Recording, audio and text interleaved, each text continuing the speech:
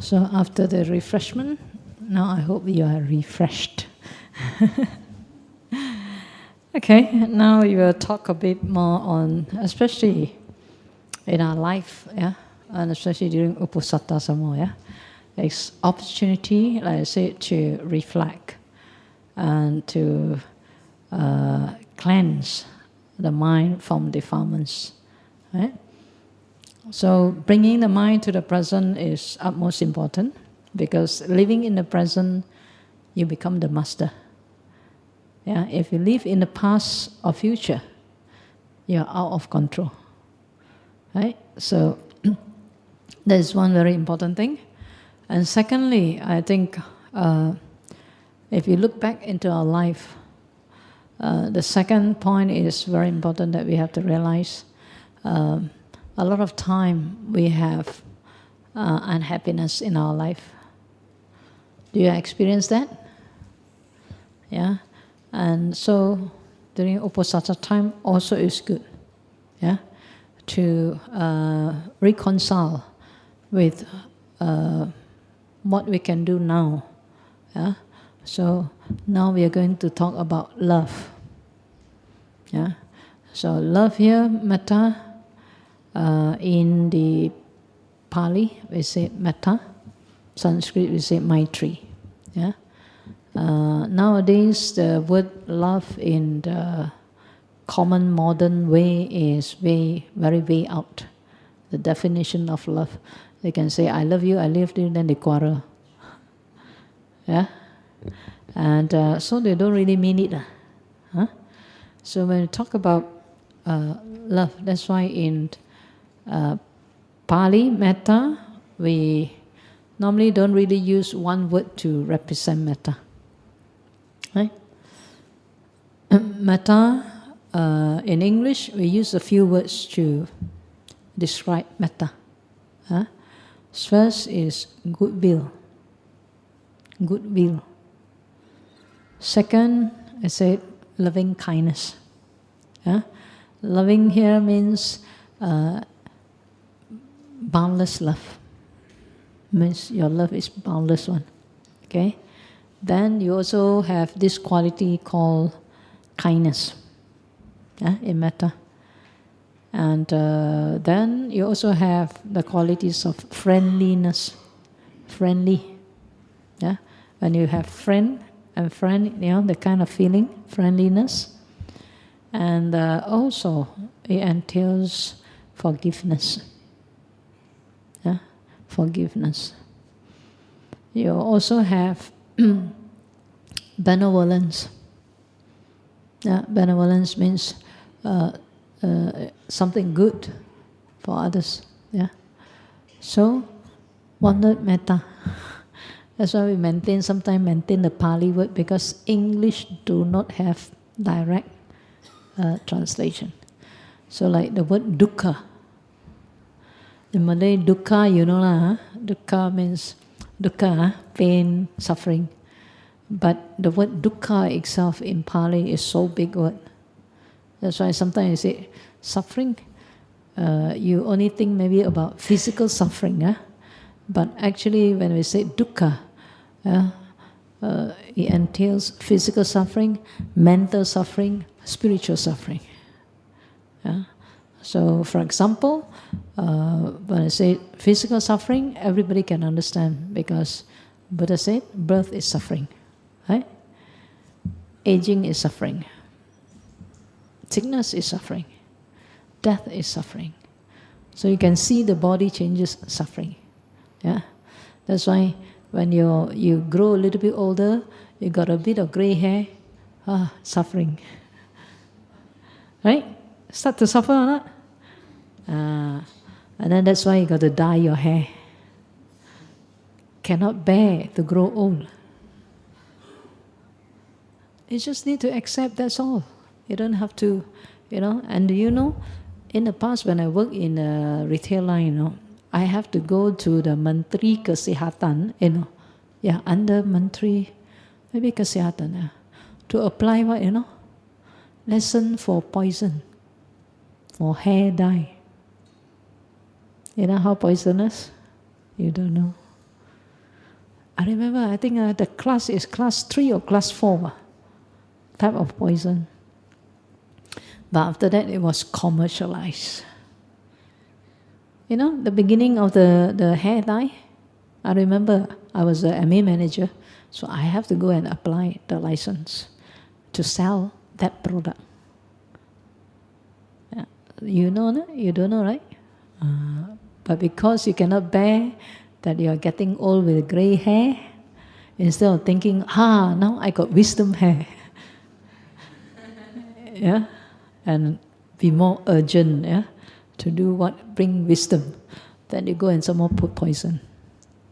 Yeah, suffering, Yeah, so sometimes what we do is because due to we don't understand. Yeah, so physical suffering we can see. Yeah, and then mental suffering. What are the mental suffering? There are 3 of them. Number 1 is your loved ones. The one that you love separate from you. And the one that you don't love stuck with you. Or you stuck with them. Yeah? Suffering. Yeah? Every day you wake up, already you feel suffering. Before you sleep also you suffer. Wake up also suffer. Whole day suffer. Just one thought only, you already suffer. They don't have to be in front of you. But the moment their image, their thought comes to you, already you suffer. Yeah? So this is mental suffering. Separation from your loved ones, and then association with unloved. And the Buddha said, not getting what you wish. For example, I say, I am so suffering, birth is so suffering. I don't want to take birth anymore. Can or not? Can. If you practice according to Buddha's teaching, no need rebirth anymore, right? Can. But most of the time, we still cling to it, right? Don't want to get old, can or not? Can. Follow the Buddha's teaching. Yeah? And then, like that. So means, if we don't practice the Dhamma, we don't understand. So, what we wish, you say, don't want to be born, but yet born. Last time I heard this one story, but I don't know where this story comes, but they said it's a true story. This baby, when the baby was born, the first thing the baby came out to the world, you know what the baby said? Oh, not again. You think baby can talk, right? Sometimes. There are incidents. Have you seen most baby come out to the world cry, right? Have you seen baby come out to the world, look, and then smile? They are. One of my friend's niece, when she came to the world, no crying at all. Came out, look around, smile. Doctor also, There are cases like that. So, not strange. Because maybe they practice probably they think, enlightened already, mana tahu come back again. Yeah. So, not surprised. There are cases like that. You see, like child prodigy. How do they have this knowledge? Nobody taught them. Yeah. But, in their mind stream, already habitual. Yeah. Antirupa. Yeah. So this is very important to know. That's why we say, don't want to be born but yet born. Don't want to grow old but yet growing old. Don't want to fall sick but yet fall sick. Don't want to die yet have to die. No one can run away, right? And so don't want to be separated with our loved ones, but we are separated. And don't want to stay with that unloved one, but no choice. It could be your parents, it could be your spouse, it could be your children, it could be your neighbor, it could be your friends, your colleagues. So this is where we say group karma. Right? And so if we can understand, then not so difficult. But if we don't understand, suffer. Right? So that is the second level of suffering, mental suffering. So your friend think you are all like happy, happy, but deep down in your heart, very unhappy. Yeah, I mean, I've seen many cases. Yeah, and it actually affect the person. Yeah, they go through different childhood. When they grow up, that childhood experience still harbor their mind. Right? So of course there are ways to overcome. Yeah, and the last one, the Buddha said, the grasping of the 5 aggregates are suffering. Grasping of 5 aggregates are suffering because why? It grabs it as I, my, mine. This is me, this I am. Yeah. For example, this body. Yeah. I say this is me, this I am. This is mine. Yeah. Who give you that? Your parent may give you your name, Sally, but then when you grow up, you don't quite like the name, you can change. You can change to Lisa. Right? But who is this? But it's because of her grasping, that thinking this body is I, my, mine, therefore we suffer. And also the feeling that we go through. So if you say the body is feeling pain, then only the body feeling pain. No problem. Some people, body pain, mind also pain. Very painful.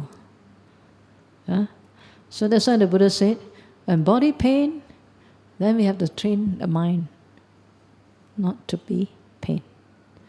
Yeah. So one arrow is enough. One arrow shot of the body pain, don't shoot the other arrow to the mind. Yeah. I can give you a simple example.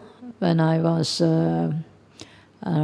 taking my 10 precepts ordination, and one of these nuns, she's very old already, 70 plus, this year just passed away. When she came to also do the ordination, she has high blood pressure and diabetic. So while we were in Bogaya, she suddenly her blood pressure shoot up. So she was lying down, resting, but she's very serene. No matter what happened, she always smiled, very serene. So then I went and see her. I said, I only know a little bit of Sri Lanka. I said, Kaya amaruit ne? I mean, body very difficult ne? I just tell my teacher.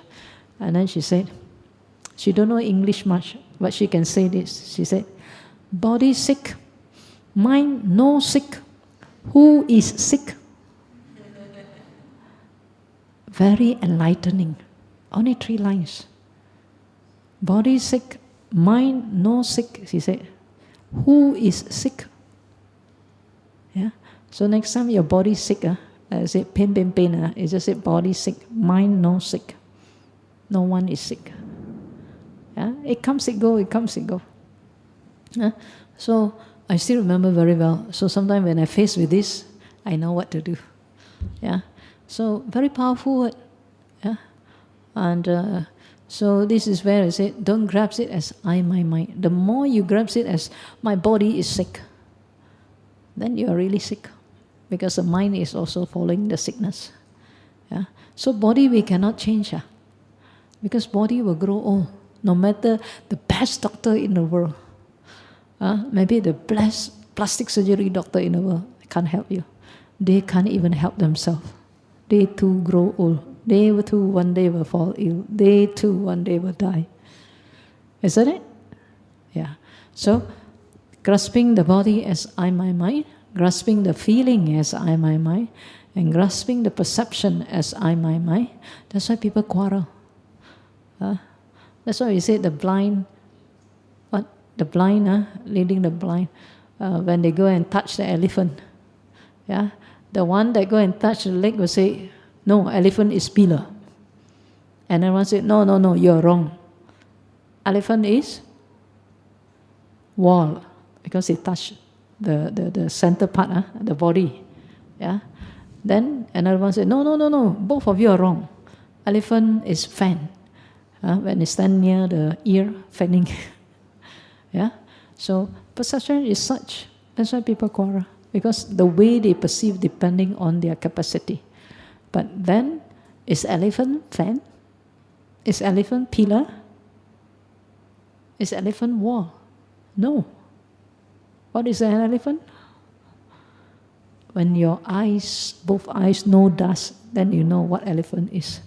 But you go and touch one side, you say elephant is this, and they start quarreling. Because why? You think you are right. Isn't it happening all the time? Yeah. So it's always good to stand back and look what elephant look like. If we don't understand, okay, learn, practice, and then try to understand what elephant is all about. Yeah. So perception. Yeah. If you grasp it as I, my mind, suffer. That's why people quarrel. More unhappiness come up. And then the fourth one, Buddha said, the fourth aggregate is mental formation. Mental formation.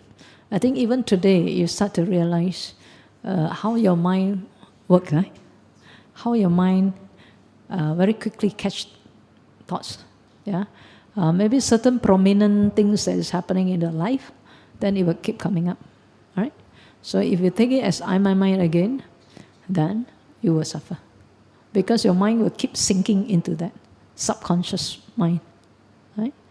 Then the last one is consciousness. Yeah. So when we are conscious as like this, then we think this is I. People say, who say that this is not me? I'm alive here, right? I'm sitting here, one piece here, right?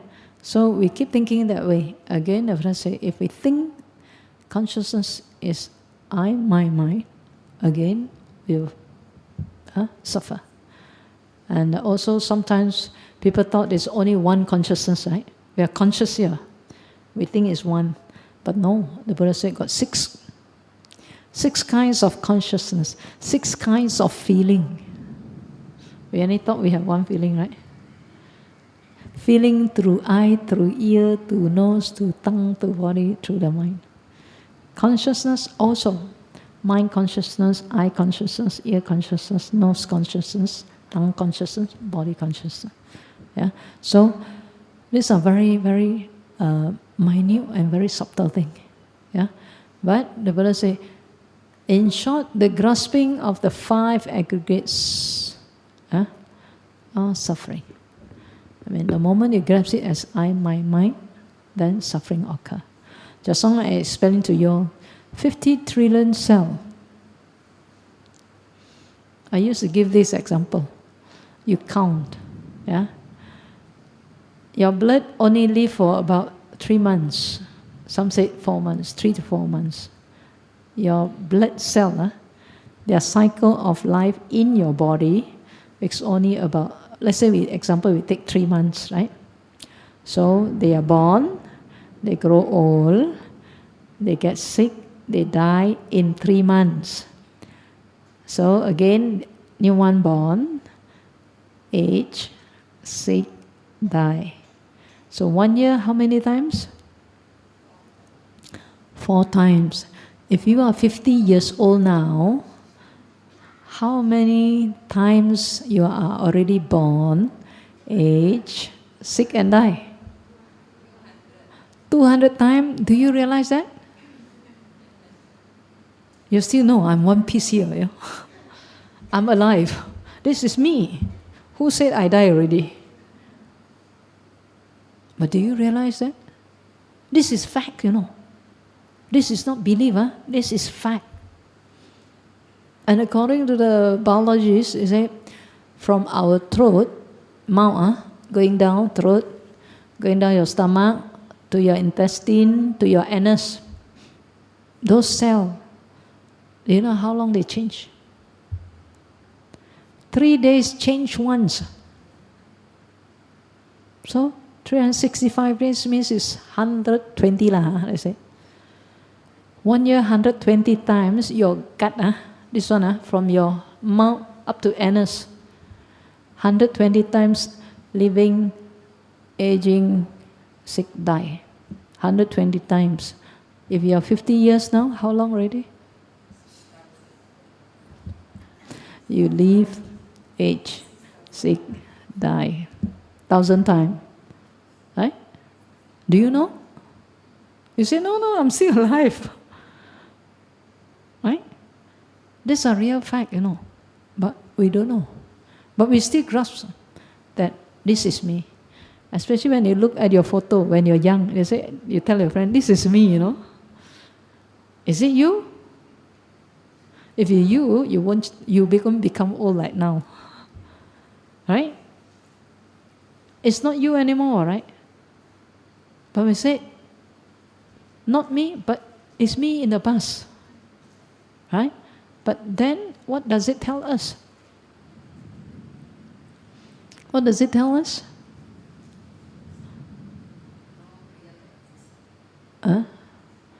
Is that you? I there?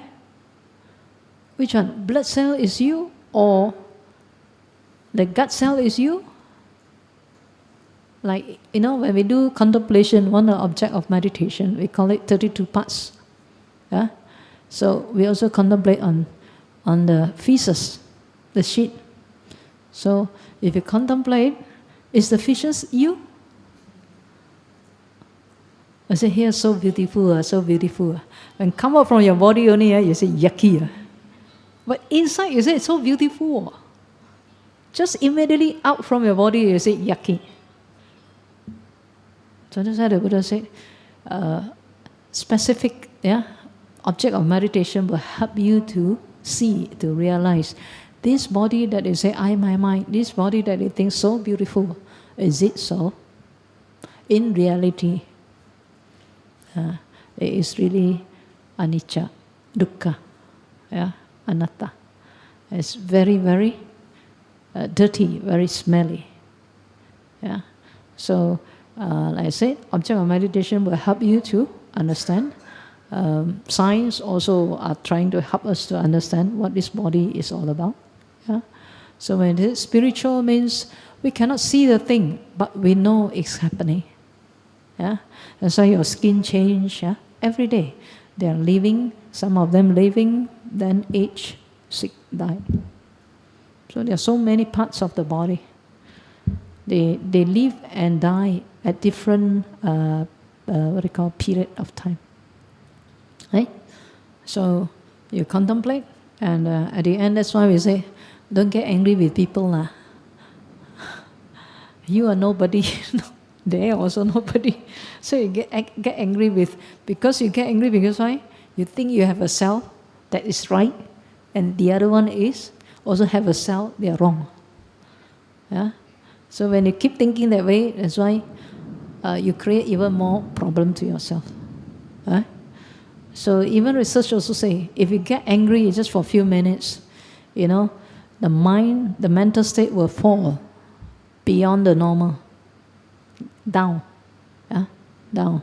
So you see when people get angry, you see their face, they lost their mind, they say all kinds of, words that you never heard. Yeah? They can be the most pretty, but when they get angry, you also run. Yeah? And because why? Out of the mind. It means the mind is low, falling down. So what are the feelings or instances they can see that we say the mind is low and the mind is high? Yeah? Like I said, anger makes the mind low. Anger, when it falls, in the research they say 6 hours later still cannot come back to normal. Some people worse, right? They can harbor that word again and again. Not 6 hours, for 60 years still there. Have you seen old couples? Old couples, your grandpa or your own mother or father, when they get old, you also don't understand why they keep quarreling. I share with you, my own parents, okay? My father just passed away this year. My mom is 80. Yeah. And for many years, I know that my mother was not very happy with my father on one thing, because my father did it wrong when he was young. So my mother, if my father says certain things which she feel a bit annoyed, although they are very loving couple, but if she feel a bit annoyed, she will bring back the things and then blah at my father to shame my father. So we are, as children, we know that, we understand that thing happened, but still cannot resolve at that time. Yeah. So last year, before my father passed away, he's old, he's going through the process of aging. And then I think to myself, I must find an opportunity to help them to reconcile this. Because very quickly, when my mother not happy with it, blah, blah, blah, all the things like auto system one, will come out. So my father will keep quiet. Yeah, he knows he's wrong, but he don't know how to overcome also. And what happened is, one day when they invite me for lunch at Adana at home, so I went. So that day I find the opportunity. My father was talking on something, and my mother started to bring up again. Yeah, because I press certain button, then it will flare up. Then what I did, straight I told my dad, I said, Dad, I have seen you, both of you. You are good at each other, but there are times, I said, it is good time maybe to forgive each other. So I told my dad, Dad, you know what, right? In the past, you have done this, and it's not making mother happy. So why not you just tell Mom, I'm sorry, please forgive me. So my father was quiet. Then I encouraged him. I said, hey, very easy, just 2 lines. I am sorry, please forgive me. In front of my mother. So finally my father made his courage to say to my mom, I'm sorry, please forgive me. You know what happened to my mother? Wow, she laughed away. So happy. Yeah, so happy. You see, she has waited this maybe for 60 years or 50 over years. And then straight I tell my mom, Mom, now today Dad already asked for forgiveness and you have forgiven him. So from today onwards, please do not bring this thing up anymore. And that's it. Yeah. So they don't talk about that thing anymore. So at least my father is free from the harassment. Yeah. But you see, sometimes just only maybe you do a mistake and your partner cannot forgive you. Or you cannot forgive another person. Why should you keep for so long? Huh? And sometimes you don't know, you always blur out. Then your children also listen. Hiya, oh sorry. Hiya, oh sorry, right? But you also don't know how to help them. So it's very important. We always must remember, anything that happened, it was the past. I learned meditation when I was, first time I went to university, yeah, from my senior. And first we said, may I be well and happy. Yeah, in the past we always say, may I be well and happy first, to help us to have that love in our heart. The second one, that one I can do, no problem, to well wish myself. Second one, I say, well wish your family members. So, okay, no problem, well wish my father, my sister, brothers. Okay? And then third, I say, well wish somebody who's neutral. You maybe stranger, your neighbor, you don't know much, but you wish them well. I also can do it. And come to the fourth stage, you say, well wish your enemy. In the past you say enemy. Yeah, now we say those who are unfriendly to you. Last time they call it enemy. So when I start to well wish, to radiate metta, enemy. So when I come to this instruction, I scan my mind, nobody come out. So I thought I got no enemy because I don't hate people. So scan, still nobody come up. But after that, again I scan, suddenly somebody come up. Yeah? And you know who come up in my mind? My uncle's face. My uncle's face came out. And that time, I'm 19 in university. And my uncle's face come out, I recall to mind. I was around 7 that time. That night, I don't know why I ended up eating with my uncle and my auntie. We are extended family. We normally try to avoid my uncle one because he's a very fierce person. So that evening, I don't know how I ended up eating with them. And I was sick. So I was sneezing. You know what my uncle did to me? He pulled my ear. He pulled my ear. And then, I was 7. Huh? You think you don't know anything? Huh? You did nothing wrong, right?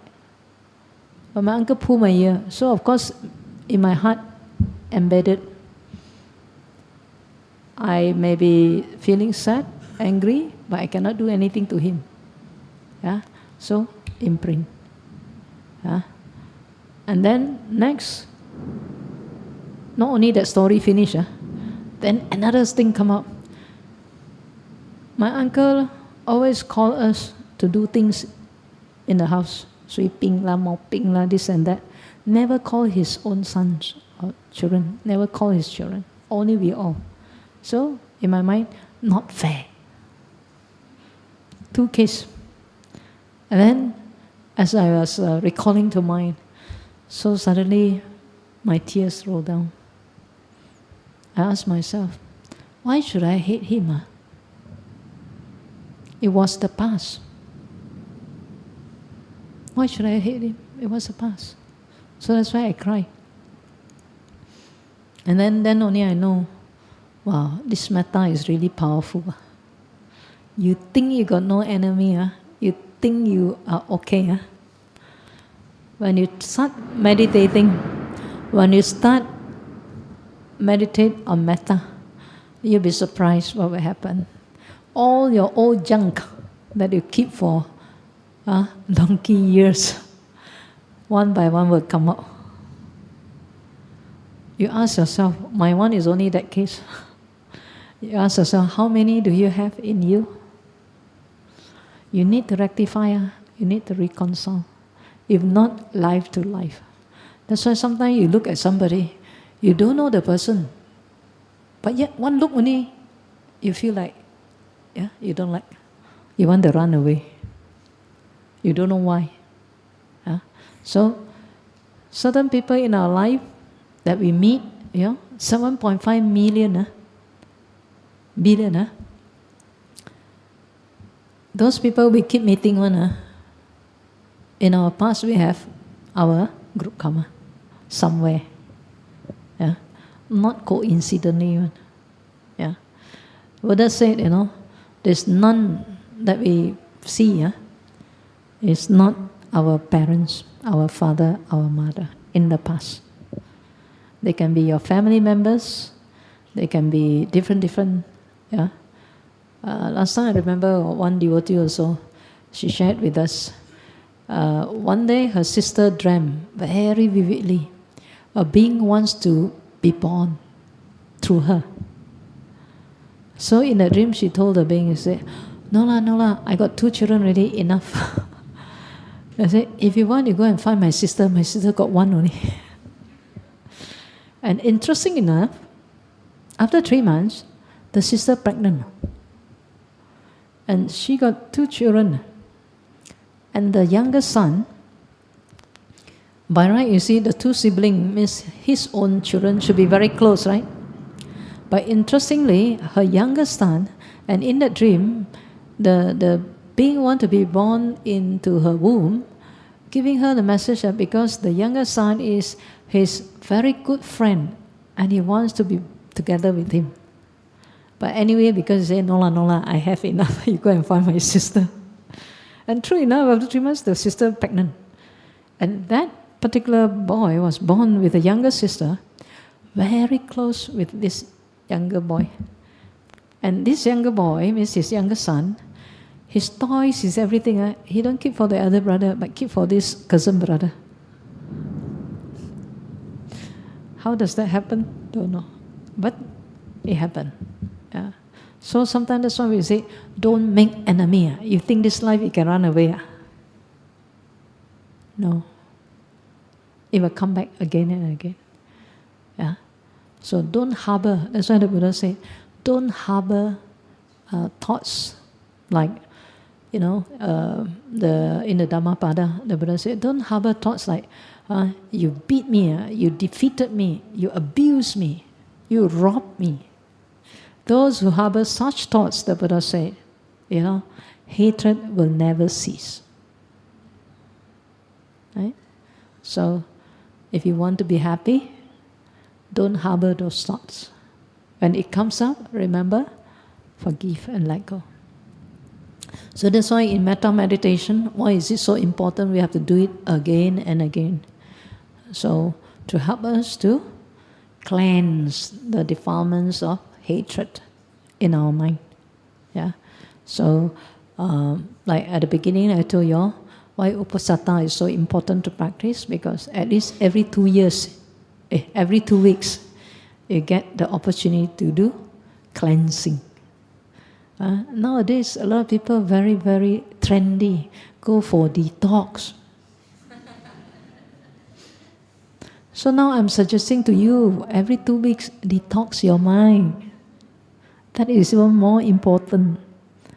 At no cost, no risk, but a lot of great benefit, great fruit. So you really want to detox? Detox your mind. Right? So these are all very toxic things when you get anger. Yeah. So stress, anger, sadness, fear, yeah, all these are negative and it brings the mind down. Yeah. So love bring the mind up. Yeah. Peace, gentleness, compassion, yeah, all this will bring the mind up. So we need to develop. That's why we say, don't have one, we have to bring up. Remember, fake it until you make it. Yeah?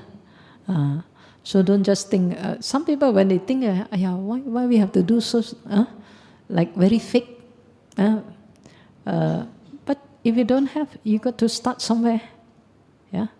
After some training, then it becomes natural. Yeah. So metta is very, very powerful. Without metta, compassion is just what they call. You may think you have what they call compassion for others. Without metta, actually you may have pity for others, but not compassion. Yeah, metta is the grounding. So sometimes that's why people say, they do a lot of compassion work. At the end, they ask themselves, why do I do that? Because they don't have grounding metta. Yeah, they just do out of pity, not out of compassion. Compassion have wisdom one. So again, like I said, important to do metta meditation every day too. And it helps us a lot in unwinding all those anger, hatred, jealousy, envy. There's so many categories under this. From a very subtle one is envy, jealousy. Then you have anger, hatred. You have even higher one. Some hatred, grudges. Then some they will go to the state of cursing. Yeah. So many layers. Yeah. So you think nobody knows, You think playing in your mind. You better watch out. Because whatever you think about that person, it goes. You want that person to be kind, to be friendly, don't harbor those thoughts. The more you think like that, the worse it gets. Because why? You're sending your energy to them. I know that most of you have heard about those research, what they call, even water can read your emotion. Isn't it? Then you are 70% water. So when you keep thinking about somebody and you're angry with them and you say all those nasty words in your mind, they receive. Do you think they will be smiling at you? They will be sending back. Yeah? So how to end? Because both harbor negative thoughts, which is harmful. So the main thing, when you harbor that kind of thoughts, the first thing affected is you yourself. Yeah? So it will create a lot of toxic in your body. Person who's angry, Number one, you will be very stressed, unhappy, and when this become increasing, what it does to our biological system. Number one, if you get angry and all this thing, the first thing is your organ will be affected. Yeah, most of the organ will be affected because why? The body release cortisol to cope with the stress. And what cortisol do?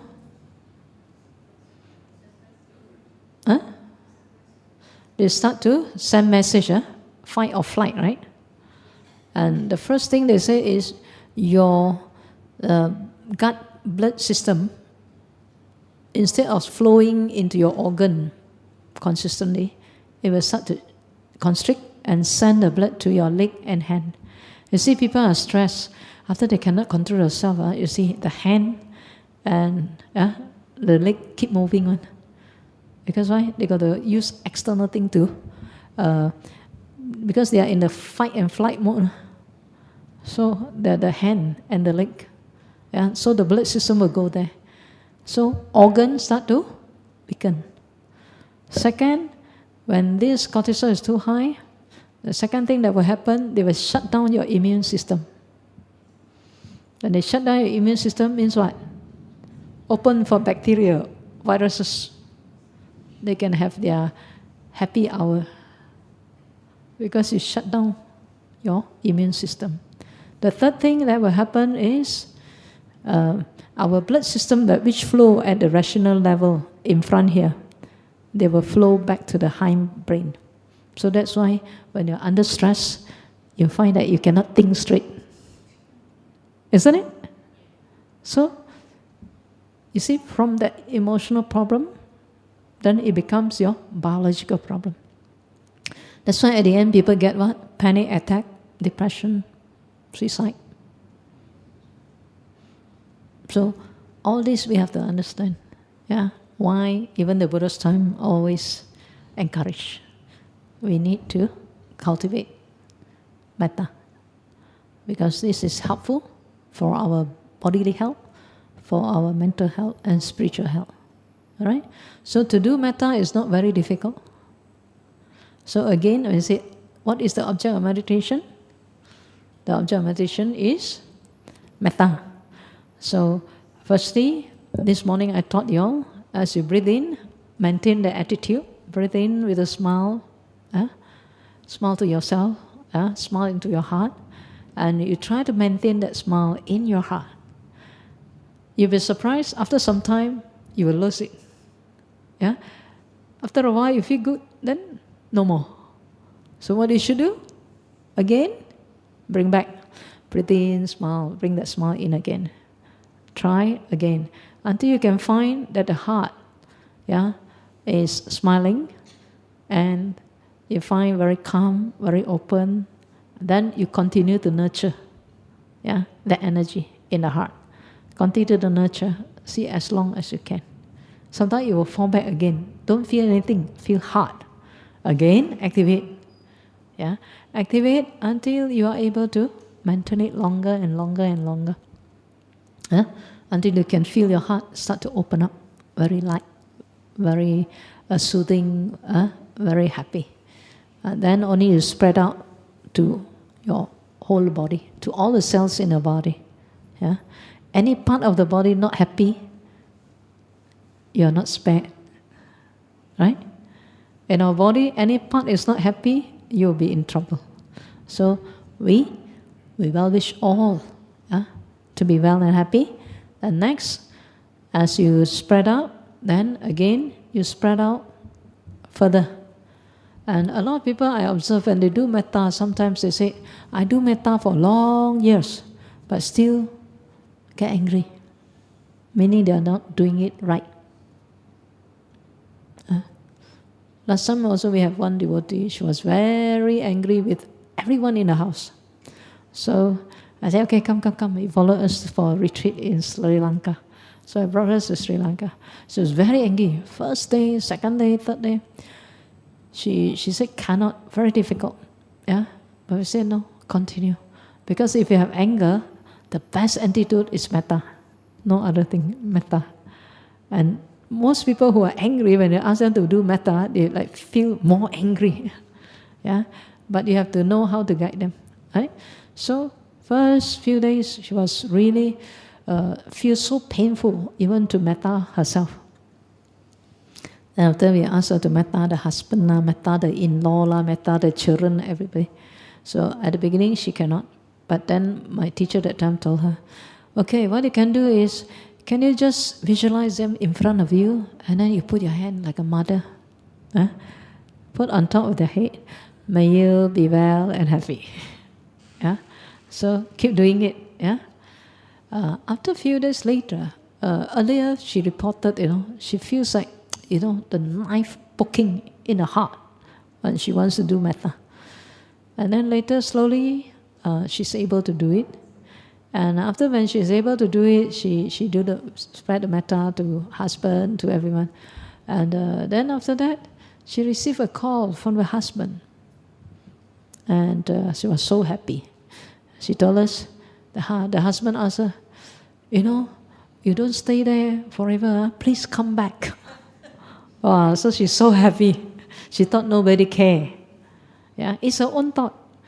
Yeah, earlier she said, every time I got do my meditation. I said, when you do your meditation, what happened to you? She said, I cry. I said, when you cry? So sad. Why? Like nobody cared for me. Self-pity. Is that metta? That's why, because at the time she always feel very sad because nobody cares. Yeah?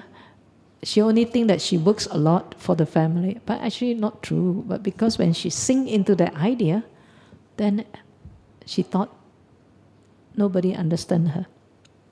But after the retreat, she was very happy. Start to open up. Yeah, start to overcome her own wrong perception. And then, okay, go back. Good with the mother-in-law, good with the husband, good with the children. Yeah.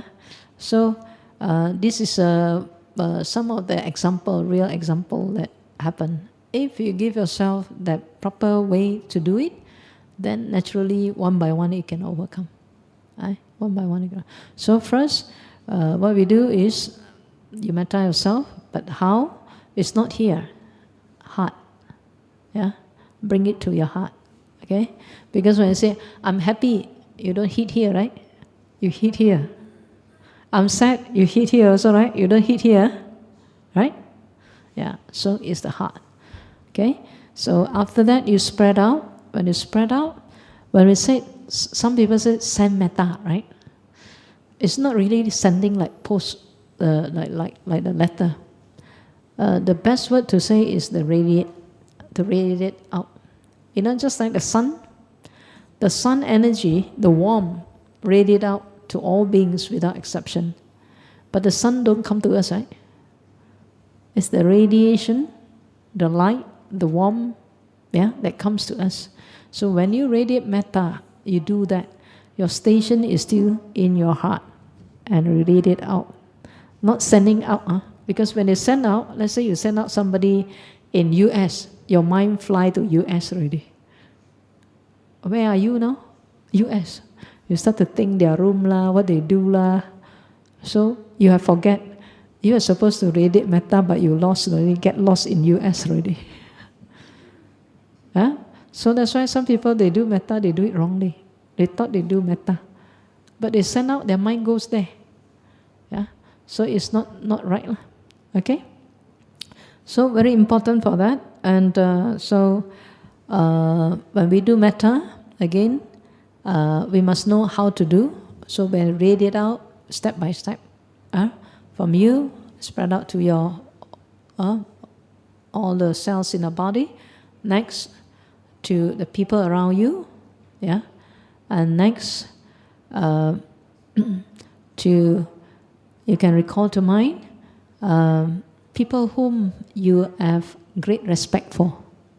Because it's much easier to teachers or whoever that you can respect well. So when you radiate metta to them, very easy, it can flow.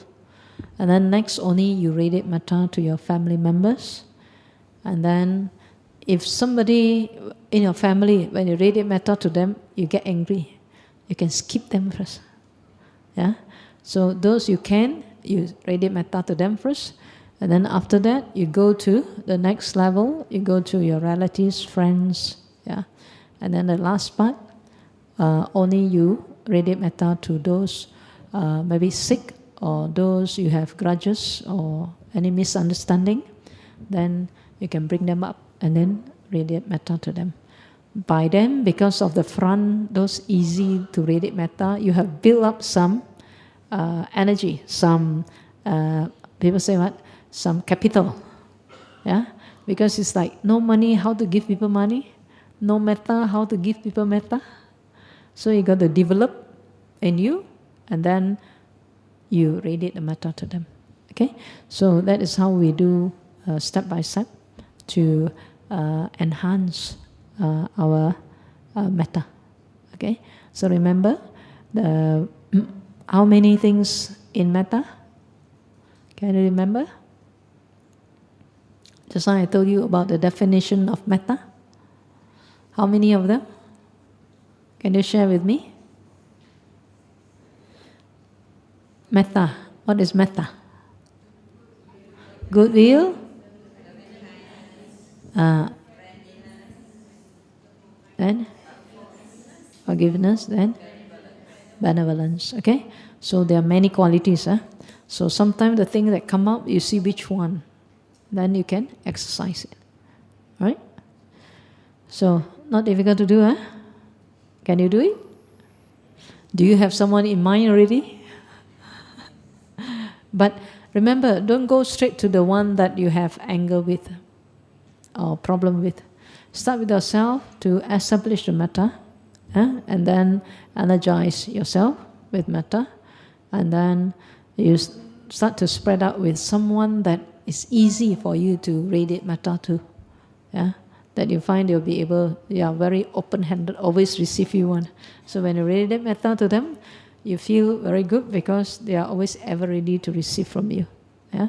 And then you build up. Then at the end, only to the person that may need your metta, or to the person that you have some misunderstanding. And a lot of cases we heard, when they do that, surprisingly, sometimes the boss never greet them one, suddenly greet them. Yeah? Sometimes they think, to the worst scenario. But then, after they practice, different. Yeah? That somebody start to smile with them, start to talk to them. Yeah? So remember, when you're angry with somebody, don't keep throwing toxin. First you get it, next they get it. So they cannot resolve. Yeah? That is the best medicine, metta.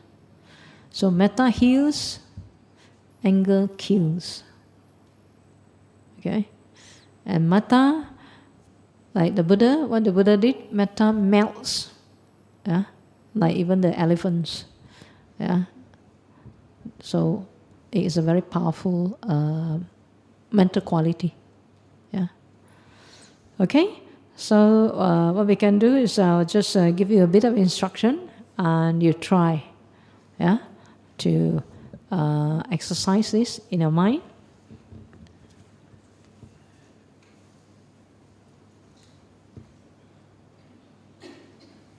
Okay, sit comfortably.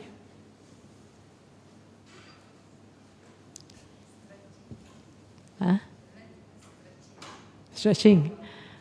Somebody suggests you want to stretch? Yeah, you can stand up. Yeah. Just 5 minutes, for you to move around. Those who want to go toilet, you can go toilet. And those who want to stretch, before we sit. Yeah?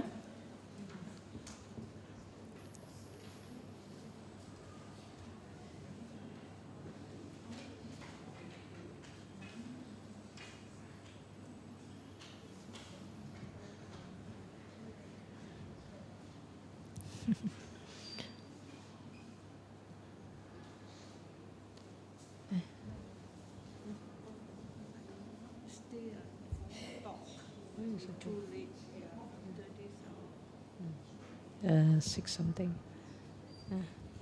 This one evening puja.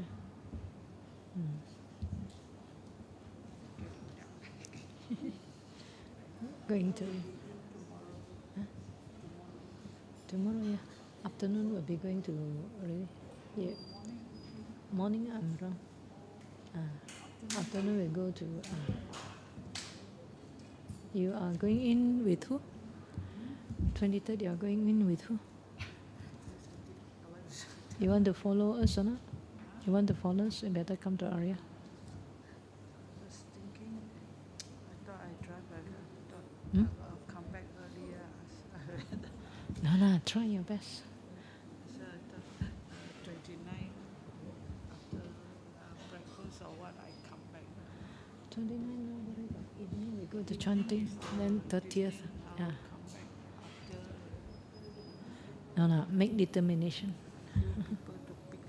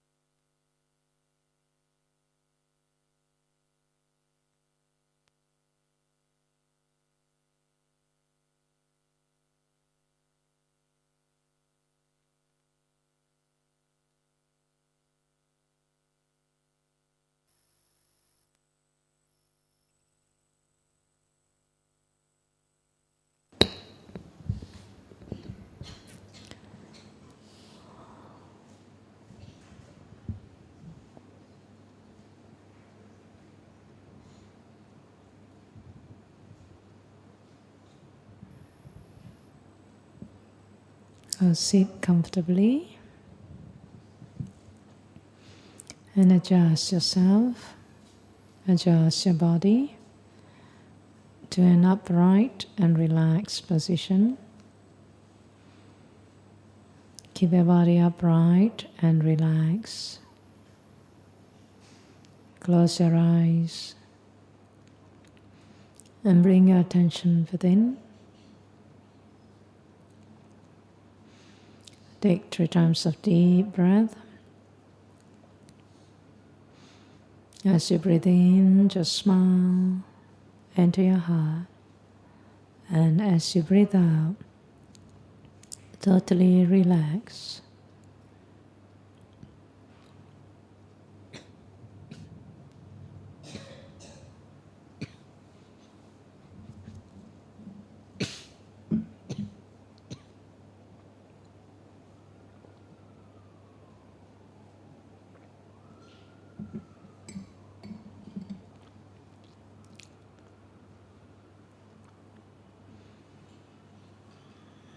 Now bring attention to your heart. Feel a sense of calm, a sense of peace within your heart. If there's any tightness or any hardness, you can't feel anything. All you need to do is just take a deep breath and just smile into your heart.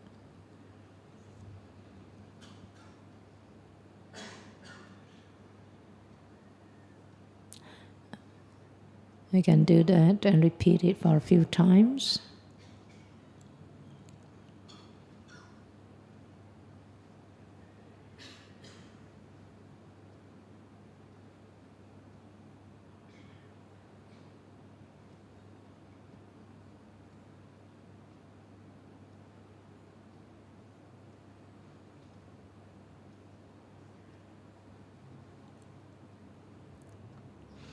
As you breathe in, you can well wish yourself, may I be well. As you breathe out, may I be happy.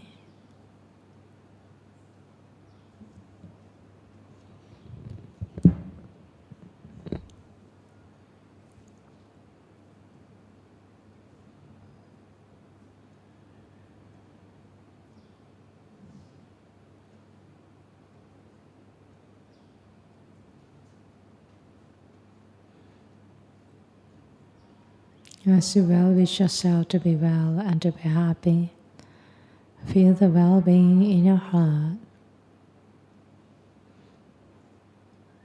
It's calm, warm and light.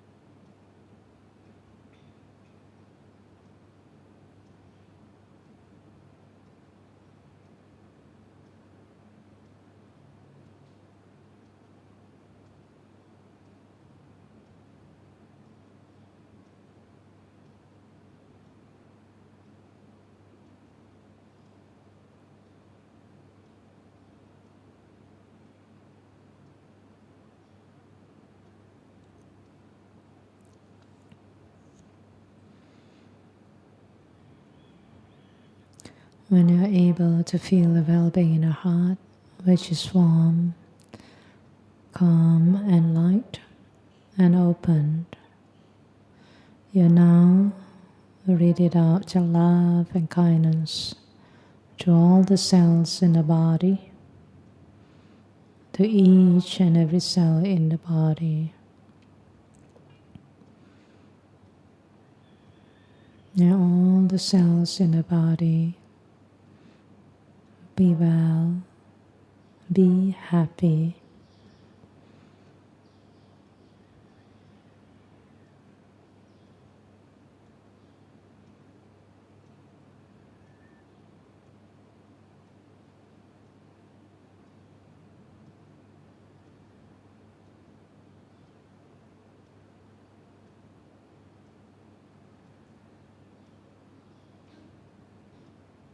The whole body is breathing with love and kindness, well and happy.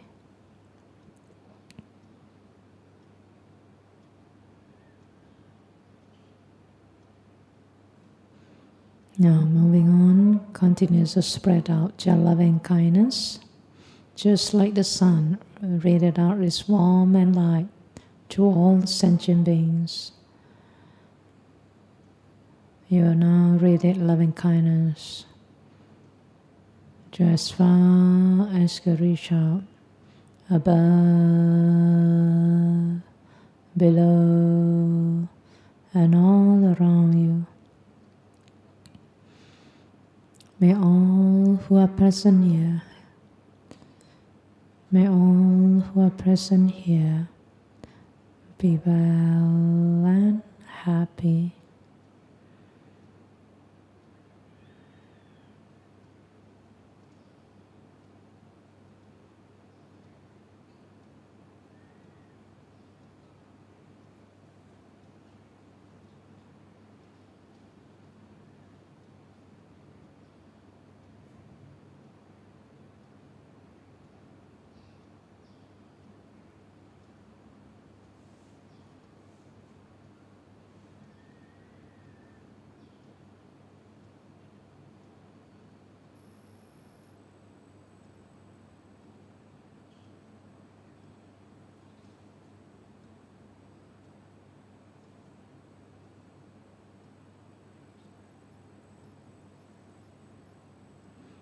Now continue to radiate loving kindness.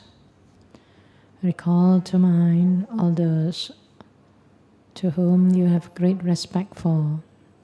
It could be your teacher, your parents, and anyone to whom you have great respect for. Cherish the good wish. May they all be well and happy.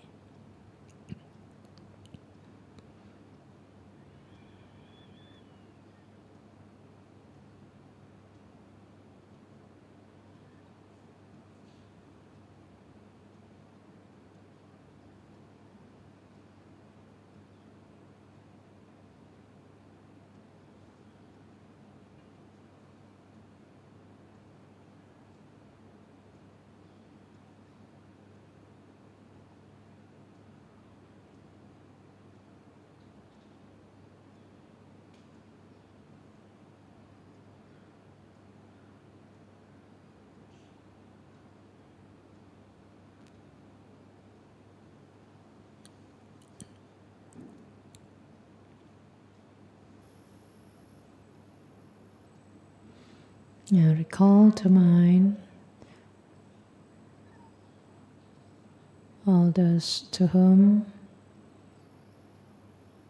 is related to you, your family members, your loved ones, your parents, your brothers and sisters, spouse and children, relatives, teachers and friends. Whoever that comes to your mind, cherish the good wish. May they all be well and happy.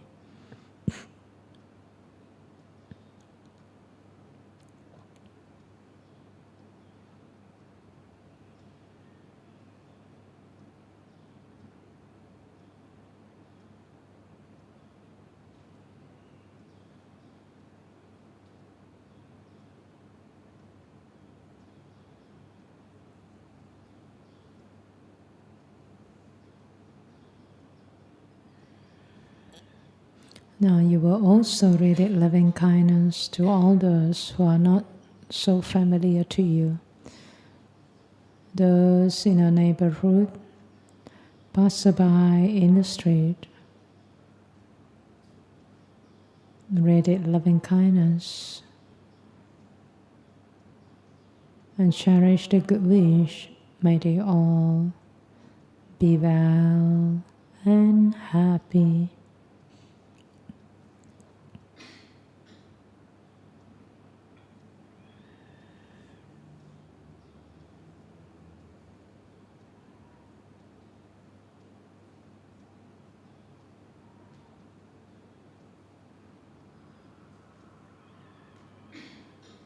Next, you shall recall to mind too, to all those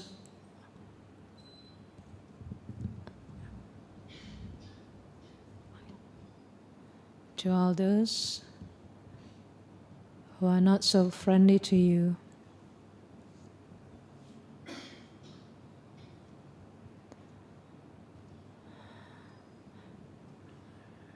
If you're comfortable to think of those to whom you may have quarrels or misunderstanding,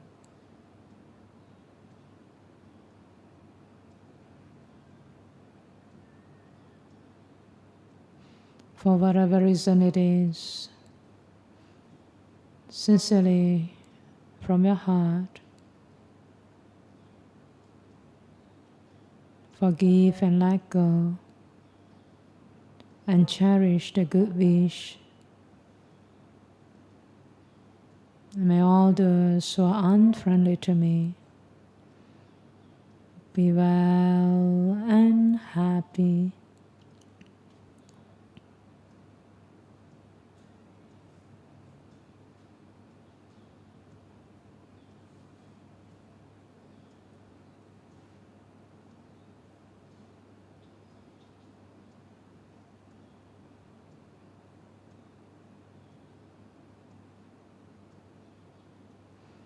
Let all beings, all beings,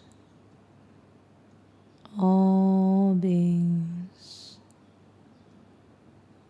be well and happy.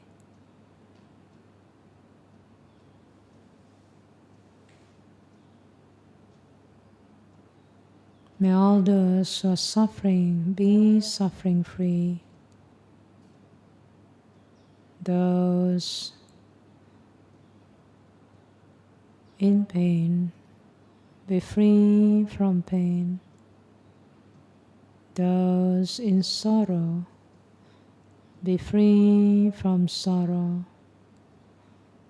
Those in danger be free from danger. Those in fear be free from fear. May all beings, all beings, all beings be well and happy.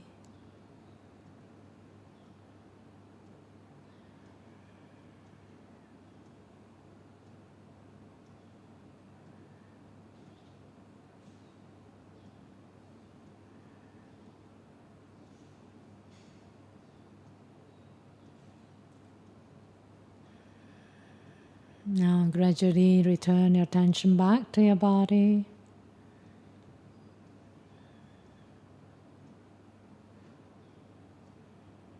Maintain the calmness in your mind. Take 3 times of deep breath again. And bring your attention to your eyes. Keep a smile in your heart. And when you're ready, you may open up your eyes wide awake.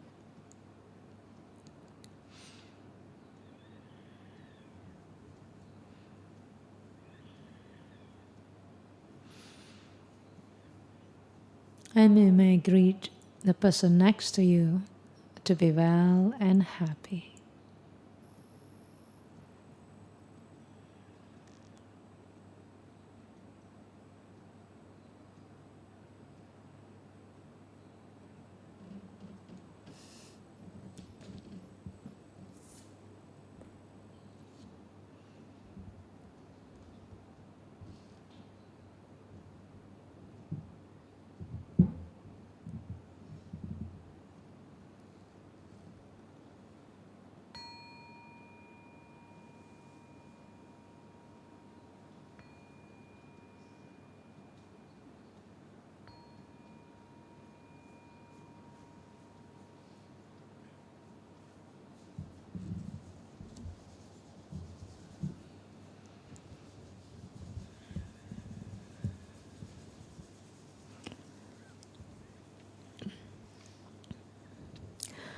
All right? This is just only try run.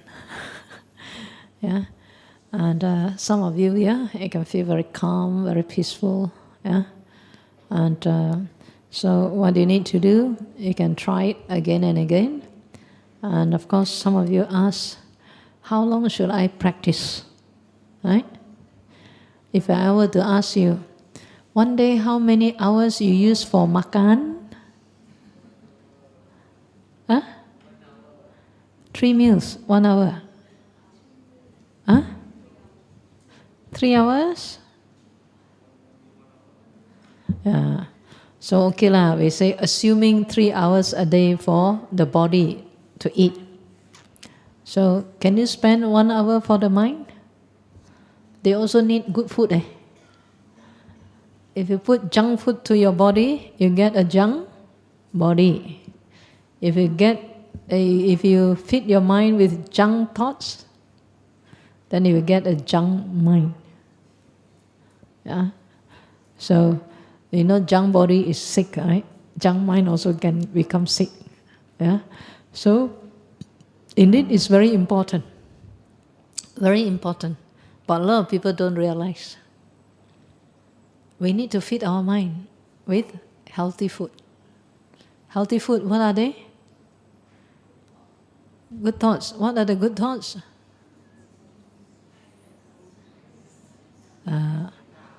Thoughts of metta, thoughts of non-cruelty.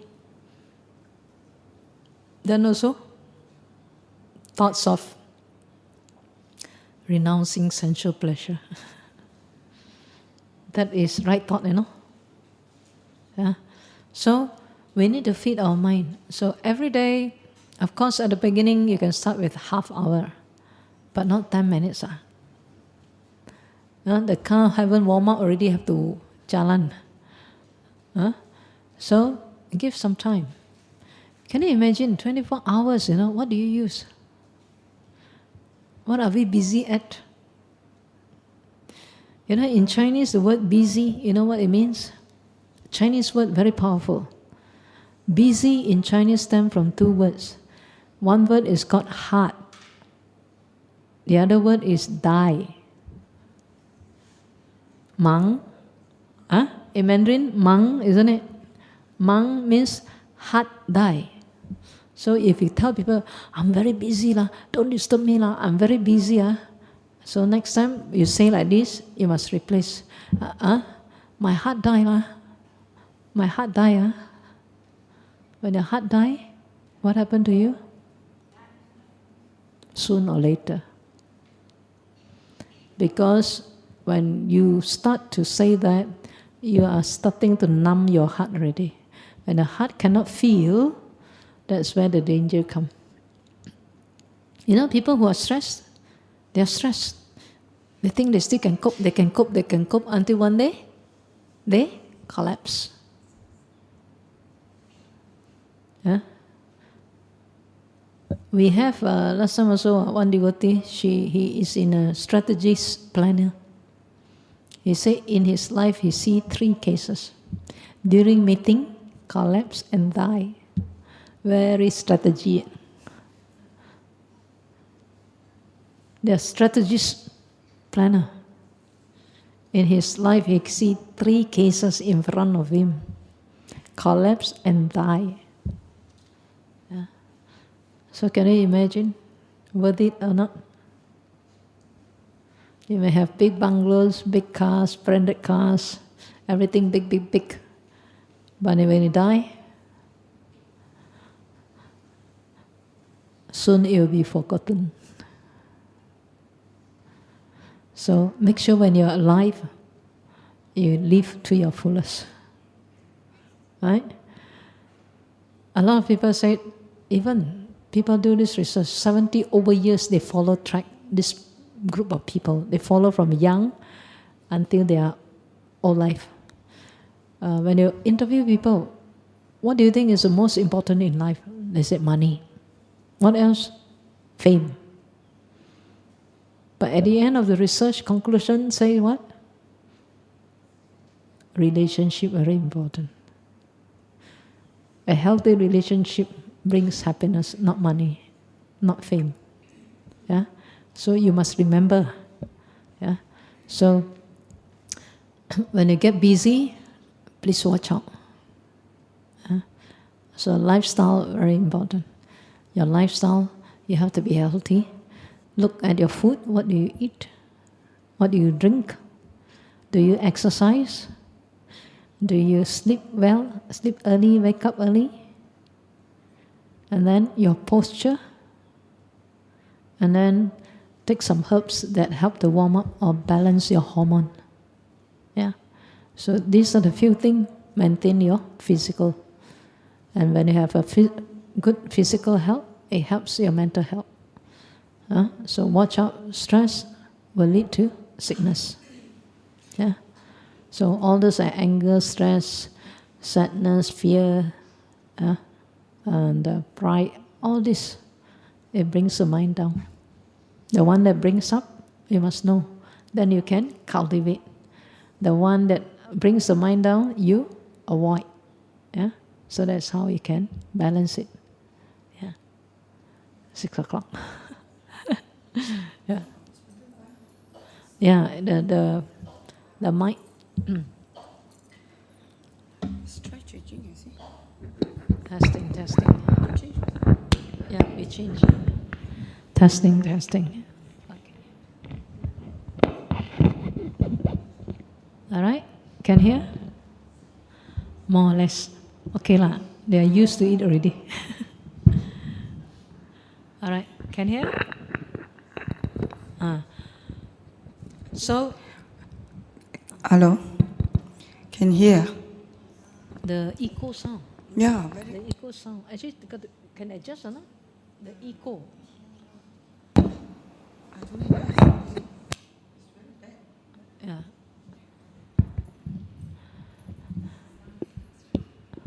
All right. So anyway, very good that you open your ears to listen. Still can catch, huh? Yeah. All right. So like I said, remember, don't make your life over busy. But today I can tell you that you are very fortunate because you make one good day. Yeah. One day of contemplation, the Buddha said, is better than 100 years. Yeah. So if you lead 100 years doing nothing, yeah, just like one day, 24 hours, people say no time.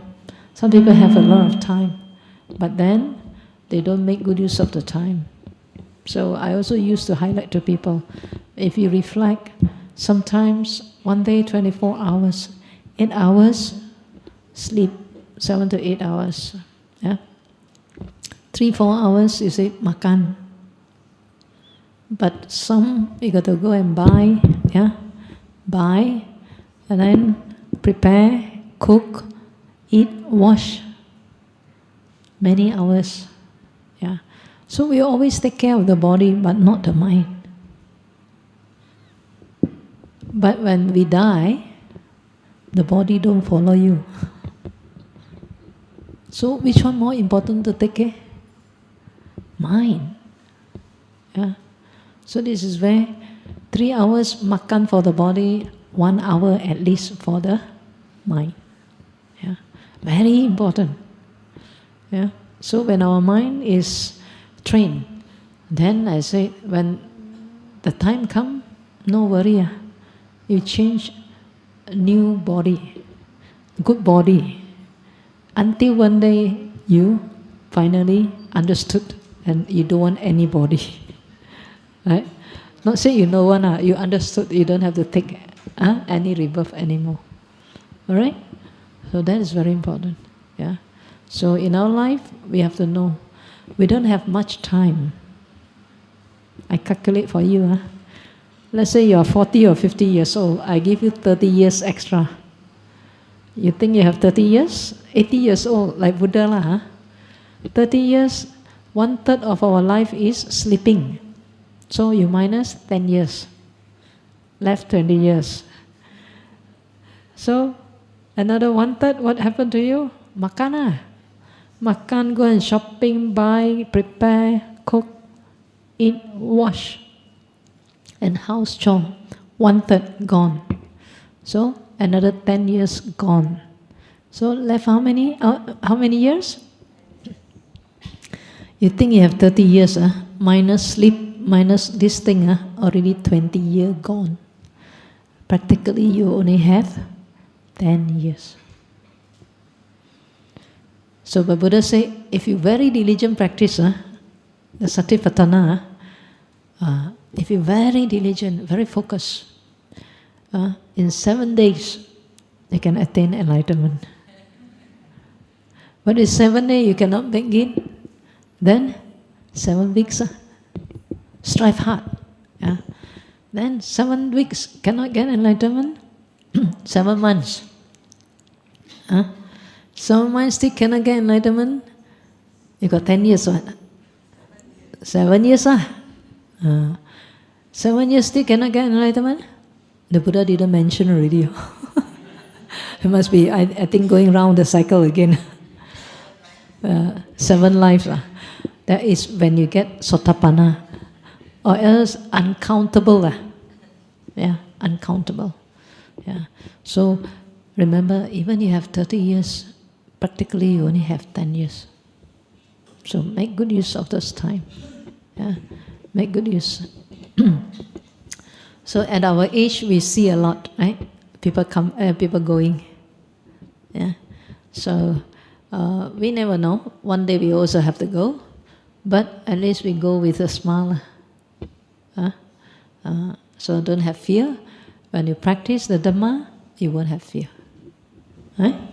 So as a practitioner, I said, then in this life, we are having this opportunity. We have this opportunity to learn the Dhamma, to practice, but don't just learn. Learning without practice, the Buddha said, no use. So you can learn a lot of things, but you don't practice. So it doesn't benefit you. So learn sufficient and then put it into practice every day. Try out. Then you will see the growth. Okay? So I hope, the whole day, although it's quite challenging, sitting down there, but thank you for your attention. And I think this half hour, we will open up for you to give us some feedback, what you have learned, and maybe how in your life. Okay? So anyone would like to share? From morning until now, what have you learned? Or something that you have realized? And how you can bring back to practice. All right? So we have about half hour for this sharing, and after that we will conclude by sharing of merits. All right? Brother, would you like to come and share with us? Testing. Good evening, Venerable brothers and sisters. What I learned today is actually, I didn't know that walking meditation, right? The eyes and the breathing is all connected, you see? Because it's quite enlightening. All the while I thought walking meditation, you just concentrate your movement of the leg and then you watch. But when you say connect the breathing to capture the thoughts, right? So that you can come back to that process of what I call that stillness or nothingness, right? I think it's quite enlightening. Something I never thought of, there's a connection between breathing, walking, and how you use these two processes and the eye contact and look down. This is quite enlightening and something that I get from today's, the process of this enlightenment.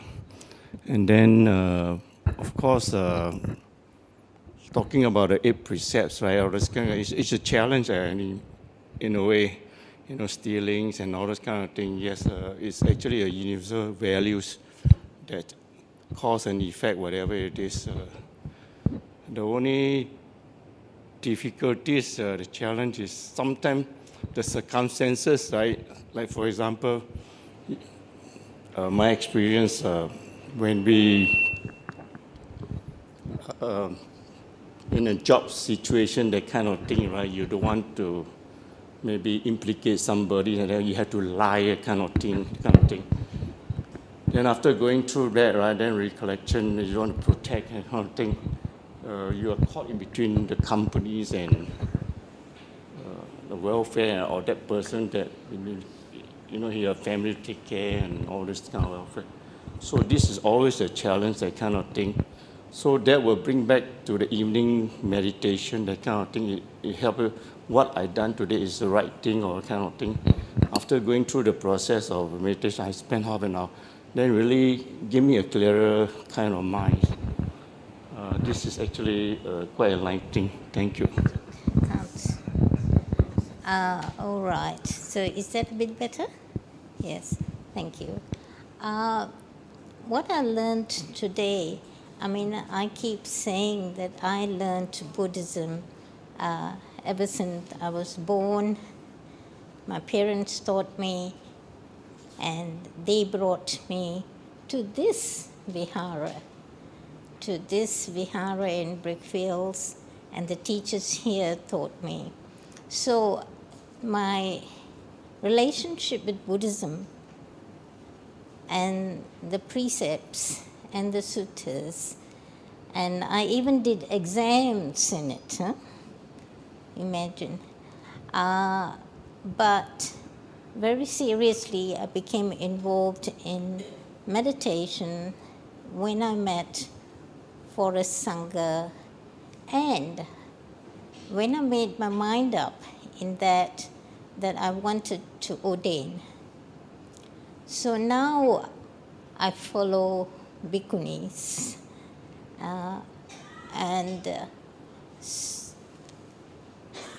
so that is the path. That's the reason, in a nutshell, that I'm here.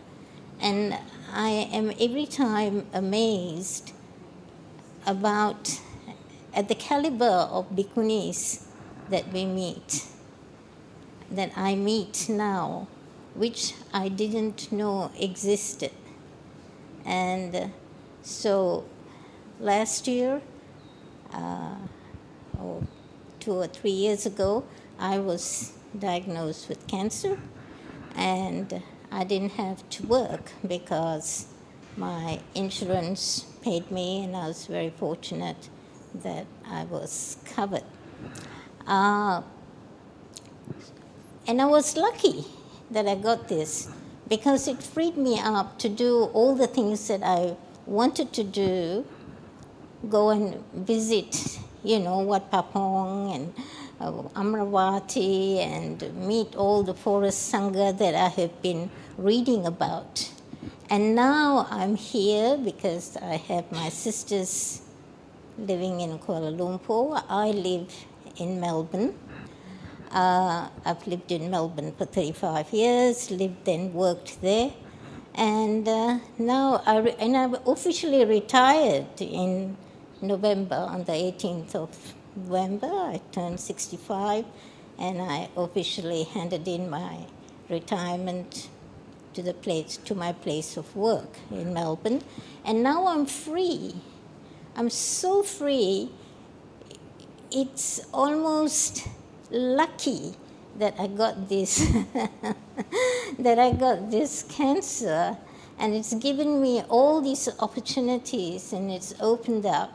The sister Pamela, who does the newsletter, has asked me to write something for the newsletter. Sure, I will. But when I got my cancer too, the hospital that treated me, the team that treated me, I had 2 cancers, one in the brain, one in my lung, and all at stage 4. And they said, I said, how long do I have? 2 days to 2 years, no more. Now, that was 3.5 years ago. So I don't look like I'm going to die, am I? So it's, of this cancer, I will die, without a doubt. So I told myself, now how am I going to spend my time? I wrote a book. You would have read it. about the teachings of Bhikkhuni Kusuma. So I followed Bhikkhunis and I worked with her. And I started to have this relationship with the nuns, something that I did not have. And I met a Bhikkhuni today, another Bhikkhuni today, for the first time. And I like it. That's what I learned, that this path, this direction that I'm on, I feel that it's where I want to go. It's kind of affirming the place that I want to go. So when I heard that there was a Bhikkhuni going to speak, my sister said, yes, there will be a Bhikkhuni conducting this Sanghamitta Day program. I said, I'm going. I just made up my mind in 2 hours. And last week I attended the novitiate program, and I did that program. And that too was a learning for me, because I was always had this big arrogant thing. I think some of you would have noticed that I know everything. I don't need to know some more, because I've been to uni and I got my master's and I was doing my PhD and all that kind of stuff. And I always had this kind of arrogance. But now I'm humbled, actually. And thank you so much. And that's to ask me, what did I learn today? I learned that Bhikkhunis, they know just as much as I always just thought, it is Ajahn so-and-so and Longpo so-and-so, and it's only bhikkhus and bhikkhus. But in just these few months, it has opened up to me that there are some wonderful bhikkhunis around, and teaching so clearly, and wanting this feedback. And that's what I learned. Yes, thank you, yeah, thank you so much. Okay, I have been, for the past, came to Virahara 25 years ago, and then I did my practice here, but the last few years I wasn't in. There's some reason behind it. And I met Venerable Sumangala, that time was Sister Sumangala 10 years ago, and after that I lost touch with her. And then this year, and then I reconnect back to her, okay? In between, I did a lot of things. I do meditate also. And now I'm already retired, 3 years already. So when I retired, immediately I went to Myanmar to practice. All along I've been Samatha meditators following Bhante Mahinda. So when I was in Myanmar, I practiced Vipassana. Vipassana is a daily mindfulness for 6 months. So I came back. So nowadays I'm more to daily mindfulness, and I forgot about metta. So today I came back because I have to look after my house. My children all grown up, it's okay. So I have to take care of my mom, 85 years old, and my husband, 60 years old. He's having health problem, cancer, and I have 2 dogs. So I have to attend to the house. So it's very, not to say it's stressful, but I do my daily mindfulness. But the thing is, I'm lack of metta, like Sister say. So today I came, I found out what's wrong with me. Actually, it's the metta that I'm missing. I forgot to practice that. I have to turn to the daily mindfulness, but I forgot about metta. It's very powerful. I think I should re-emphasize on that when I have to bring that home again. Because today, when Sister was talking, and her thought was very serene, it was so nice, it was so calm. And when I was doing the water meditation and sitting, it's all very nice. It was very calm. But today, why I turned up here is not for myself. Actually, it's because of a friend I brought, my sister. I would like to invite her to come and share with me. This is the first time she's attending a retreat. Because all these years, the past 3 years, I think she's more to doing dana. She never attended any retreat before. So when I find out from her whether she learned anything or not today, is she happy coming here now? Sister Diana, you wanted to share with us? This is the first time for her. A bit. Maybe I bring something home. I would like you to bring something home. Because Venerable, she imparted a lot of things which is very, very practical. Because what she say is nothing new to me. Okay, I want to listen to my friend and my sister, Sister Diana. Okay. Actually, I learned a lot today. As she said, this is my first retreat. And then, actually, I always ask, what is right, what is wrong? I don't know what to do also. So at least today, I learned a lot from you. What did I learn? Oh. A lot of